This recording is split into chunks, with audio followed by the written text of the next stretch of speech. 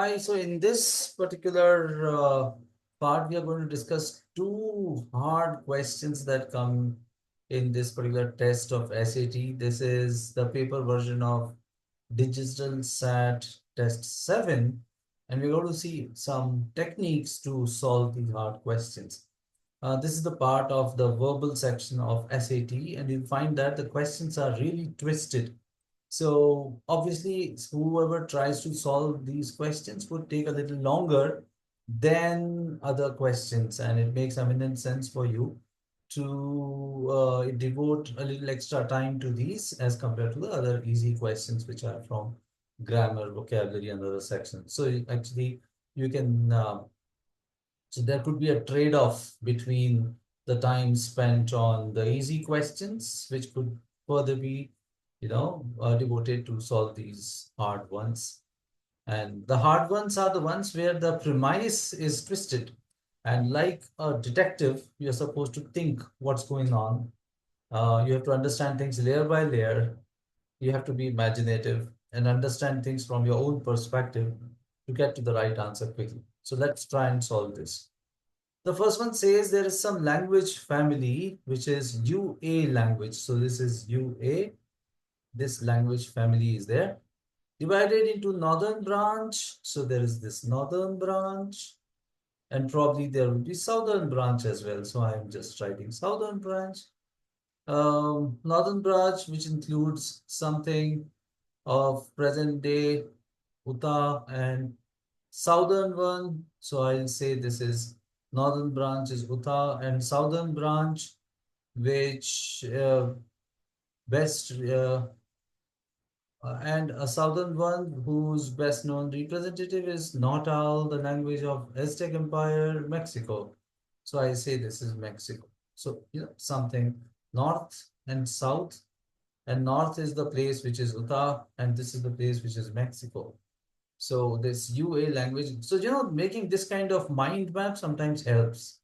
That UA is a language which got divided into north and south sections, and they are the regions, Mexico and Utah. Okay, fair. Let's move on. Uh, Best known representative is Nahuatl, the language of Aztec, whatever. Mexico, okay, lexical similarities across the family including of botanical terms confirm descent from a single language spoken millennia ago, and the family's geographical distribution suggests an origin in which now the US southern west. So whatever there, which means they came from the same place, as I understand. So you don't have to kind of get into the details of everything. The whole story tells that these two areas have some similarities or similar vocabulary as far as the language is concerned. But then there is this beautiful U-turn called as however. So whenever you get these kind of words, you should stop and see what's going on, what's new. Vocabulary pertaining to maize isn't shared between northern and southern branches. So everything is same, but vocabulary related to maize is different. Wow. And isn't shared between northern and southern branches despite the crop's universal cultivation among this place, which means at the origin maize was there, but still when it comes to northern and southern region, the vocabulary related to maize is different. So how is it that like the origin is the same, but the two streams have different words, and that too with regard to the maize, which is cultivated in these regions, despite the crop's universal cultivation among these tribes. So people are so maize is here also. Maize is here also. It is present all across uniformly. I mean, they are growing maize, but the terms which are used for maize are different at these two places. So this stream, the origin was the same, but when it came to maize, probably there is some kind of differentiation. So why? Despite the crop universal cultivation among da da da, given the archaeological evidence that maize originated in Mexico, and diffused. So Mexico is here. It originated here and diffused. Where's that? Um, Mexico and diffused northward into what became whatever this. Some linguists reason that. So how can it be? Maize came from this and then it moved towards north. And so what could be the reason that the vocabulary related to maize is different? So let me summarize the whole thing. There is some UA group of languages. It got divided into two parts, north and south. North is some Utah, south is Mexico. And then, so the language is the same. I mean, it came from the same parent. But when it came to when they started discussing about maize after this, however, the vocabulary related to maize is different in northern and southern regions. And they further say that this maize originated in southern region and then moved towards north. So how is it that the vocabulary related to maize is different? So something coming from the same source, but then the two streams have different compositions or two different vocabularies. How can that be? So let's see. So if I were to fill up my own word here, I would say probably maize originated at both the places at different points in time. Individually, there wasn't any kind of correspondence between the two. Or what else? What could be the reason? Well, the answer to this one is D, which says the family's division into northern and southern branches likely preceded acquisition of crop by these people. So the language got divided first, and no, the language got divided first, and then the vocabulary related to maize came in. So it's like in the original UA language, there wasn't any vocabulary related to maize. It got divided first, and then the words related to maize came into picture. That is why at both the places. So if something is not there in the source, it will not be uniformly distributed in the branches, right? So the division took place first, and then the vocabulary related to maize came into picture.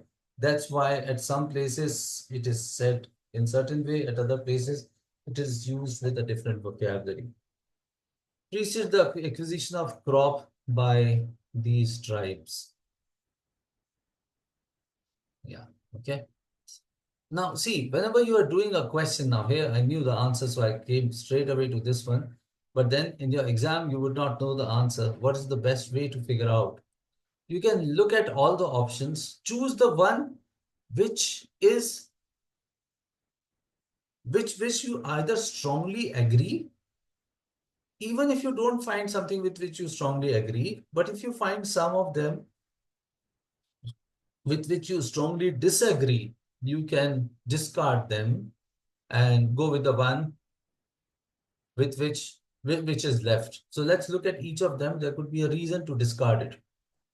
Northern, this part likely obtained the crop directly from south. Southern, this part, rather than from non. This doesn't make sense. If they got the language directly, they would have got the vocabulary also directly. Variation in maize-related vocabulary within each branch of this likely reflects regionally specific methods for cultivating the crop. Well, this could be a good choice, but then they do not talk about any regionally specific methods. This is a foreign element. We don't know whether this played any role or not, because in the whole premise, they do not talk about any regionally different agricultural practices. So it is a good speculation, but then there is no proof for it. Southern tribes likely acquired maize at roughly the same time. Well, if it is at the same time, though from different sources. Well, it does talk about different sources, and but then again, there's no direct proof for it, right? Because since so within the premise of the question, it is D. The division of languages took place, which is very clearly told here, and it's only when maize came into picture that the two languages diverged. So the most probable reason why vocabulary related to maize is different is that the division of these two languages took place before the coinage of maize related vocabulary. So this is one interesting question. And if you look at it, how we solved it, we first of all made a mind map, although it is not very sharply shown here, very clearly shown here. But then making a mind map always helps you to understand the premise very clearly. And you should understand this thing layer by layer rather than jumping directly to the conclusion. And there are two ways to get to the right answer. What are the two ways? Either you have strong reasons to reject or eliminate other choices. So the one which is most probable is the one you select, or you have a strong reason to select a choice. Then others become weaker. So that's how you can go about it. Go with the one which matches with the premise, whose content relates with the premise more strongly, and you can answer that question. So this is one difficult one, and we learned certain simple strategies. Also, keywords like however, where you have, these are like the turning points. These kind of transition words tell you the flow of information. So it makes eminent sense to pay attention to such words. Okay, let us look at this one also. It's a funny question because there's so much of content. It's very easy to get mixed up. Unless you make some kind of diagram, it becomes difficult to answer the question. And the kind of words used, the kind of scenario given there can make your head spin. But then these are the questions which are like 800 level questions. And if you can figure them, you can actually score very high in SAT. Okay, so let us look at this question. It says data collected by Mars covers Mars rover Curiosity at some place. So some data is collected from Mars. All these names are funny names. You can just pronounce their first words. Data collected from Mars something at some place, suggestive of hydrological deposition of sediment. Hydrological deposition means something related to water, which means they've gathered some evidence related to water from Mars. All these names are just good for the sake of it, just good to, have them there. You don't have to break your head against them. They got some data related to water on Mars. Okay, then what? To characterize the nature of depositional environment. So what kind of water is it? These gentlemen with such beautiful names did something. What did they do? The grain size of Murray formation. So they checked the size. So water on Mars, what kind of water is it? So they have got certain sediments and they are checking their size. Okay, great. Grain size of whatever Murray formation sediment. So there's a rock, and in this rock, they are doing analysis. What is the size of the sediments? Fantastic. Finding that although there are intervals of coarse grains, most of the sediment consists of fine grain that show signs of cracking due to episodic desegmentation. Oh, so this is interesting. Fine, fine, fine, fine, coarse. Fine, fine, fine, fine, coarse. Fine, fine, fine, fine, coarse. Like this sediment is created. A lot of FFFS is there. And somewhere then there is C, coarse. Then FFF. So a lot of fine grain is there, and then there is coarse grain. So why it could be happening? Interesting. Now see the way they are explaining things. You have got sediments of these two types. Now these must be signifying something. So what is happening? Fine grain that shows signs of cracking. Wait. Where is finding that although there are intervals of coarse grains, most of the sediment consists of. So that's what we have done. So there is a huge F fine grain, then there is F. So just for the sake of pictorial depiction, I'm writing it. F stands for fine, C stands for coarse. So huge fine grains are there. I mean huge area of fine grains, so small, and there is one or two coarse. Then again, fine, lot of fine grain. So this is how the whole sediment is made. Lot of fine grain and some amount of coarse grain like this. Yeah. So this, I'm just circling it so that you understand what's there. It is like there are intervals of coarse grain, but most of it is fine grain. Wow, it seems like you are working like acting as a detective who is trying to, kind of work on some mysterious question. Yeah. Due to da da da. So what is that? There are intervals of coarse grain. Most of the sediment consists of fine grain that show signs of cracking due to episodic desiccation. So desiccation is like filtering of water and it gets dried up. So there is desiccation. Now, these guys concluded that the coarse grains are sandstone. So this coarse grain is sandstone. I'm just writing it. This is sandstone, okay, which tends to deposit by flowing water. Flowing water. So this coarse grain is flowing water, which is very less flowing water, whereas the fine grains are mudstone, which is slowly deposited by settling out of suspension in low flow water, leading the research. So there is a lot of low flow water means. So this F is mud. So this one was sandstone, and the F means what was F? The fine stone is because of mud, because of whatever slow settlement of stream. So how is this sediment formed? There must be a river, and in this river there is like a slowly moving stream. This is a slowly moving stream, right? This is slowly moving stream. Sometimes this stream, if you look at, so I'm actually explaining the answer now.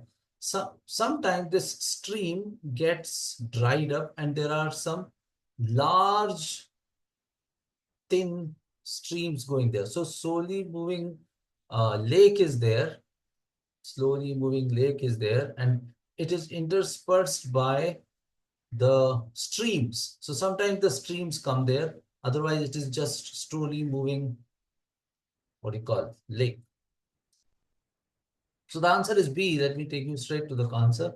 A lake existed at Murray Formation for a prolonged period. That is why there is this fine stone because of lake.